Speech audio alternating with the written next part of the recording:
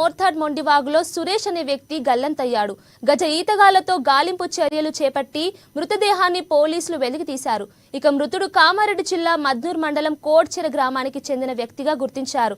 బ్రతుకు తెరువు కోసం మోర్తాడ్ కేంద్రానికి గత సంవత్సరం వచ్చి వ్యవసాయ కూలీగా సురేష్ జీవనం కొనసాగిస్తున్నట్లు పోలీసులు తెలిపారు.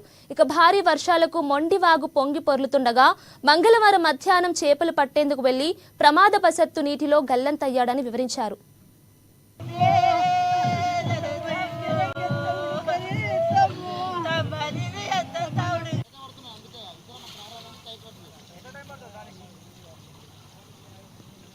మద్నూర్ మండలం కామారెడ్డి వ్యవసాయ కూలీగా పనిచేయడానికి గత 2 సంవత్సరాల నుంచి ఇక్కడ నవముల చిన్న గంగారాం అనే దగ్గర వ్యవసాయ కూలీగా పనిచేస్తున్నారు.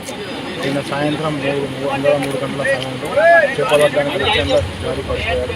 నిన్న నుంచి మేము పెద్దగితాల సహాయంతో ఎదుగుతూ ఉన్నాము. ఇవాళ పొద్దున నుంచి బీహార్ నుంచి వచ్చిన పెద్దగితాలు దీన్ని పట్టుకోవడం జరిగింది. అంచనా చేసి అప్పగించడం జరుగుతుంది.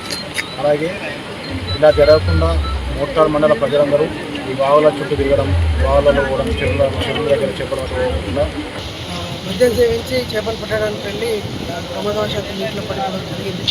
సో గజ ఈతగాళ్ల సహాయంతో పోలీసు వారి సహకారంతో స్థానికంగా ఉన్న శాఖల వారి సహాయంతో రెవెన్యూ బృందం అందరం కలిసి పట్టుకోవడం జరిగింది. బాడీని తీసాము. సో ఈ విషయాన్ని మీకు నాకేదైనా దానం చేయండి, నాకేమన్నా ఇప్పించండి. నాకు ఒక బిడ్డ ఉన్నది, నాకు తల్లిదండ్రులు లేరు, నేను అనాథని, నాకు అన్నదమ్ములు లేరు. నా బిడ్డకి ఎట్లా సాధించుకున్నాలా? మీరు ఏదన్నా ఇస్తే నేను మీ మీద బతుకుతా. నేను సార్